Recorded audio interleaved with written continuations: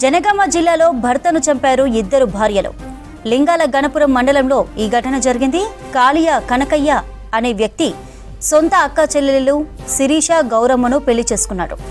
ఇటీవల అత్తను హత్య చేసిన కేసులో జైలుకు వెళ్లి వచ్చాడు కనకయ్య. అయితే కాపురానికి వెళ్లకుండా తల్లిగారింట్లోనే ఉంటున్నారు శిరీష గౌరమ్మ. మద్యం మత్తులో నిన్న రాత్రి భార్యల దగ్గరికి వెళ్లి గొడవ పడ్డాడు కనకయ్య. గొడ్డలితో చంపుతానని బెదిరించాడు. అయితే శిరీష గౌరమ్మ తిరిగి కొట్టడంతో స్పాట్లోనే చనిపోయాడు కనకయ్య. పోలీసులు ఘటనా స్థలాన్ని పరిశీలించారు. కేసు నమోదు చేసి దర్యాప్తు చేస్తున్నామని చెప్పారు. జనగామ జిల్లాలో భర్తను చంపారు ఇద్దరు భార్యలు. లింగాల గణపురం మండలంలో ఈ ఘటన జరిగింది. కాళియ కనకయ్య అనే వ్యక్తి సొంత అక్క చెల్లెలైన శిరీష గౌరమ్మను పెళ్లి చేసుకున్నాడు. ఇటీవల అత్తను హత్య చేసిన కేసులో జైలుకు వెళ్లి వచ్చాడు కనకయ్య. అయితే కాపురానికి వెళ్లకుండా తల్లిగారింటిలోనే ఉంటున్నారు శిరీష గౌరమ్మ. మద్యం మత్తులో నిన్న రాత్రి భార్యల దగ్గరికి వెళ్లి గొడవ పడ్డాడు కనకయ్య. గొడ్డలితో చంపుతానని బెదిరించాడు. అయితే శిరీష గౌరమ్మ తిరిగి కొట్టడంతో స్పాట్లోనే చనిపోయాడు కనకయ్య.